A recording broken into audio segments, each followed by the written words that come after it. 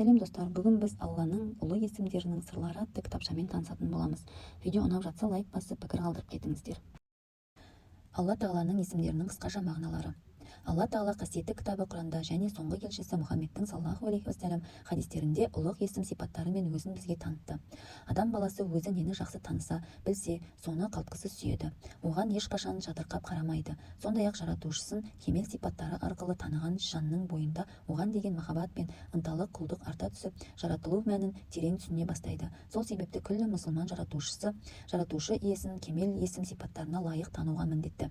Алла Тағала бүкіл кемелдік иесі, күллі кемшіліктерден мінсіз, оның затын өзі кітабында сипаттағандай түсінген жөн. Алланың заты да, сипаттары да шексіз, оның шектеулі ақылымызбен толықтай игеру мүмкін емес. 38-ші қара сөзінде дана Абай Алла Тағала өлшеусіз, біздің ақылымыз өлшеулі деген.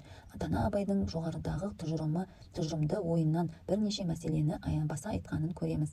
Ол ойын Алла Тағаланың өзі сипаттарға мұқтаж емес, бәлкім ол сипаттар арқылы Алла Тағаланы танып, оған шынайы құл болуға біз мұқтажбыз. Себебі Алла Тағаланың заты өлшеусіз, шексіз, оны өлшеулі ақылымызбен толықтай тану мүмкін емес дей келіп, қадимге айтылған бір ұғымы мен хадиске айтылған бір ұғымы бір мағынада еместігін мысал ретінде келтіреді.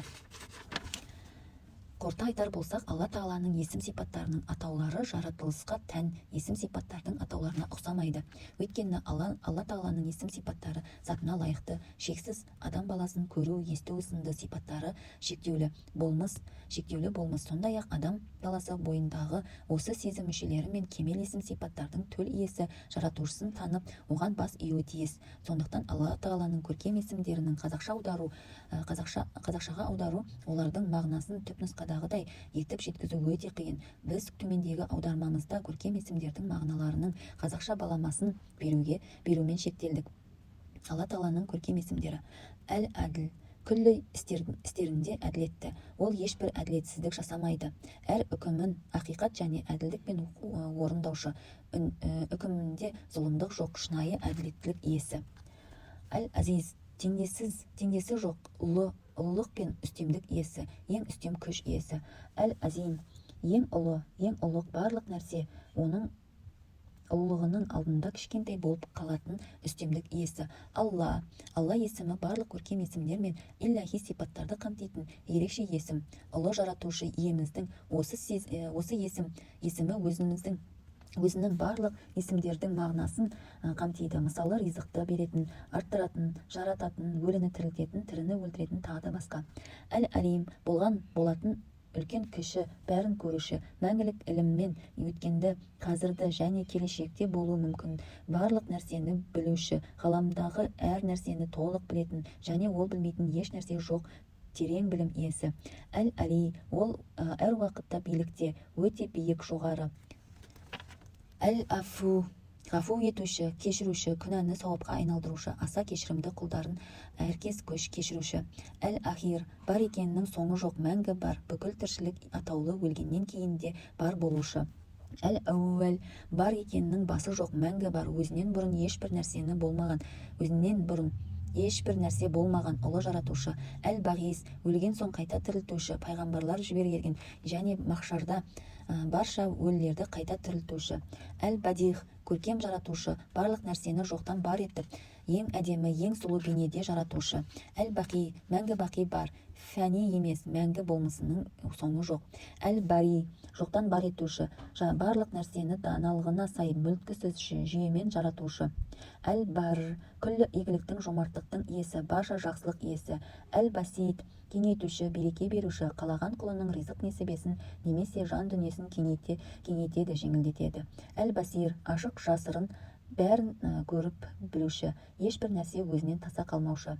Әл-Батин, жасырын, барлық нәрсені қамтушы, өзінен жоғары тұратын һәм өзін толық қамти алатын, еш нәрсе болмаған ұлы жаратушы.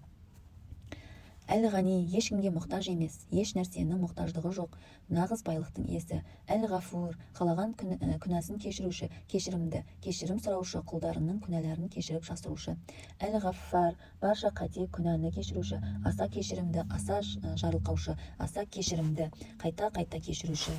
Әл-Дар, себеп болғандарға қарай зияндарды жаратушы, қандай да бір құлына зиян келуін қаласа, оған еш нәрсе тосқауыл болмайтын. Әл-Жаппар күллі болмысты өзіне бойынсындырушы, аса құдіретті, зұлымдықты жойып, әділетті орнатушы. Әл-Жалил аса ұлық, аса мәртебелі, шексіз ұлықтың иесі, үлкен өз ұлығында өте биік. Әл-Жамиғ бүкіл әсемдік пен әдемілікті, көркемдікті бір өзіне жинаған және айтқан құлдарын, өлген мақлұқтарын қайта тірілтіп, оларды өзінің алдында есеп беру үшін қайта жинаушы. Әз-Захир айқын, бәрінен жоғары тұрушы. Зүл-Жәләли уәл-Икрам асқан ұлық пен теңдессіз жомарттық иесі, өзінен үміт етіп күткендердің қолын бос қайтармай жақсылық жасаушы.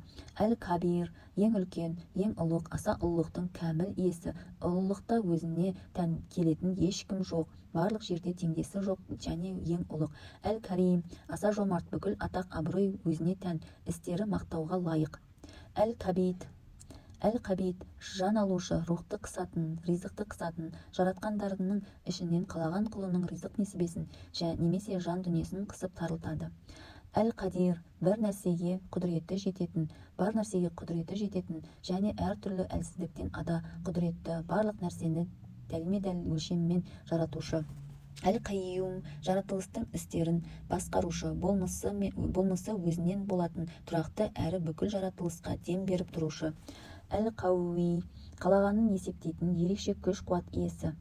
Әл-Қаххар барлығының өзіне бойсынушы. Әл-Құддус аса қасиетті, тазалаушы, түрлі кемшілік атаулыдан ада, кіршіксіз таза, өзі қандай мінсіз болса, күллі ғаламды да әрдайым таза ұстаушы. Әл-Латиф бүкілінің барша қажеттілігін қамтамасыз етуші, мейірімді қамқоршы, жақсылыққа бөлеуші. Әл-Мәжид даңқты, абырой иесі, шексіз даңқ пен ұлылықтың иесі. Әл-Мәжид абырой бедел иесі, дархандығы мен мәрттігінде шегі жоқ мәртебелі. Әл-Мәлик патша билік иесі, патшалығы мен салтанатында серігі жоқ, патшалығы мен салтанатында серік қоспаған. Мәликүл мүлік бүкіл мүліктің иесі, күллі ғаламның жалғыз иесі. Әл-Мәних қаламағанын бермейтін, қалағанының қалауына тыйым салатын. Әл-Мәтин өте биік, даңқты, күш-қуат иесі, күші мен құдіреті өте астам, сенімді. Әл-Муахир артқа қоюшы, кейінге қалдырушы, қалаған адамын артта қалдырушы. Әл-Мубди бастаушы, барлық нәрсені алғаш жаратушы, жаратылысты ешқандай үлгі қолданбастан жоқтан жаратқан және өте әдемі жаратқан. Әл-Муғит өлімнен кейін өмірді, өмірден кейін өлімді қайтарып беруші, тіршілік атаулыны өлгеннен кейін қайта тірілтуші. Әл-Муғни байтушы, дүниені дархан етуші, мұқтаждықты кетіруші, өзінен байлық сұрағандарды бай етуші. Әл-Муғиз қалағанын абыройлы ететін, кез келгеннің мерейін үстем етуші. Әл-Мужиб дұғаға жауап беруші, тілекті қабыл алушы. Әл-Музил қалағанның мәртебесін төмендетуші, дәрежесін түсіруші, қалаған құлының абыройы мен беделін түсіріп рахымынан алыстатушы, қор және жек көрініштікті етуші. Әл-Мукаддим алға шығарушы, қалаған адамдарының дәрежесін атақ, даңқ, мансап беріп көтеретін. Әл-Муқит қорек беруші, пенделерінің қажеттерін меңгеруші. Әл-Мумин аса сенімді, әркімге сенім беруші, жүректерге иман нұрын ұялатушы. Әл-Мумит берген жанын қайтып алушы, денелерден жан алып өлтіруші. Әл-Муқтадир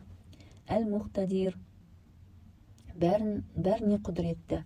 Әл-Мухсит әділетті, бүкіл үкімі әділ, шешімдері өте әділ. Әл-Мунтақим кінәлілерді жазалаушы, күнә жазағанды жазалаушы, зұлымдық жасамай есеп әперуші. Әл-Мусауир әр жақсылыққа өзіне сай әрі жарасымды кескін келбет беріп бейнелеуші. Әл-Мутакаббир ұлылығын паш етуге толық құқылы, болған теңдесі жоқ ұлылық иесі. Әл-Мухи денелерге жан салып беруші. Әл-Мухси санаушы, бәрін есептеуші.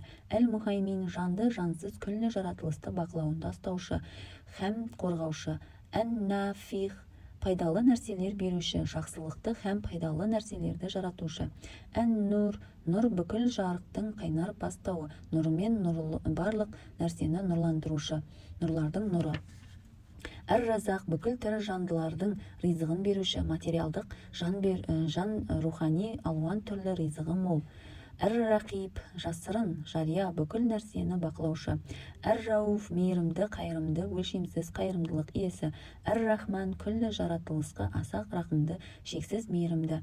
Әр-рахим, аса мейірімді, әсіресе мүмін құлдарына ерекше мейірімді. Әр-рафиқ, қалаған екі дүниеде де жоғарлатушы, биіктетуші. Әр-рашид, туралыққа нұсқаушы, жеткізуші, жаратылғандарға ең пайдалы нәрсені білдіруші, құлдарына ең абзал жолды көрсетуші. Әс-сабур, аса сабырлы, күнәһарлар мен өзіне бойынсұнбаған асылларды жазалауға асықпайтын және сабыр қалайтындарға сабыр беруші. Әс-самат, барлық жаратылыс өзіне мұқтаж болатын, бірақ өзі ешкімге мұқтаж емес. Әс-сәлам, мінсіз бәріне аман саулық беруші, бейбіт өмір сыйлаушы. Әс-самиқ, жасырын құпия, бүкіл нәрсені естуші, ол құпияның бәрін біледі. Әт-тәуәб, тәубе етуді нәсіп етуші, тәубені тез қабыл алушы, құлдарының тәубесін қабылдайтын, тәубе еткен құлдарына ерекше мейірімді. Әл-уәли, жаратылысты басқарушы, бүкіл нәрсені бақылаушы. Әл-уахид, жалғыз біреу, теңдесі мен ұқсасы жоқ, серігі теңіз және ұқсасы жоқ, тек қана жалғыз. Әл-вәдуд, сүйуші, сүйікті, сүйіспеншілік беруші, тәубесі мен өзіне жақындағанды сүйуші. Әл-уәжид, табушы, бар етуші, құдірет иесі, шексіз бай, қалағанның және барлық нәрсені табатын, өзіндік таршылық, әлсіздік және тапқырлық деген болмайды. Әл-уәкил, сенімді, қамқоршы, бүкілінің сеніміне ие. Әл-уәли, бүкіл жаратылысты шексіз құдіретімен билейтін, бүкіл жаратылыс пен ғаламның ісін басқаратын, жақсы құлдарына да дос және жанашыр. Әл-уаххаб, қайтарымсыз молынан сый беруші. Әл-уәрис, қалаған нәрсені беруші, барлық жаратылысын өлгеннен кейін де бар болатын мәңгілік өмірдің иесі. Әл-уасиғ, ілімі мен мейірімі мен бүкіл нәрсені қамтушы, жомарт, күллі сипаттары шексіз ілімі мен барлық нәрсені қамтушы. Әл-уаххаб, қайтарымсыз молынан сый беруші. Әл-фәттах, жеңуші, ізгілік есіктерін ашушы, кедергілерді жоюшы. Әл-хабир, бәрінен хабардар, ең жасырын нәрседен де хабар бар, барлық нәрсенің ішкі және құпия жағын білуші. Әл-хаи, мәңгі бар, мәңгі тірі. Әл-хакам, қалағанынша үкім беруші, қазы төреші. Әл-хаким, әр үкімі мен әр нәрсесінде көптеген хикметтер болған асқан даналық иесі. Әл-хақ, өздігінен бар, өзгермейтін ақиқат хақ. Әл-халиқ, жария, құпия, бүкіл нәрсені жаратушы, бәрін жоқтан бар жаратқан жалғыз жаратушы. Әл-халим, құлдарына күнә жасаған мезетте жазалауға күші жетіп тұрса да жазаламай оларға тәубе ету үшін мұрсат беретін өте сабырлы. Әл-хамид, бүкіл мадақтаудың иесі, мақтаулы, күллі тіршіліктің мадағы мен мақтаулары тек өзіне ғана тән тиесілі. Әл-хасиб, бүкілінің есеп-кисабын алушы. Әл-хафид, бұл дүниеде, о дүниеде қалағанын төмендетуші, түсіруші, қалағанын құлын төмендетуші, атақты және даңқты кезде абыройын түсіріп жазалаушы. Әл-хафиз, барлық нәрсені қорғаушы, сақтаушы. Әл-хади, туралыққа бастаушы, қалағанының тура жолға салушы. Әш-шәкур, жақсылықтың қарымтасын қайтарушы, алғыс иесі, өзіне жасалған жақсылықтың қарымтасын қайтарушы.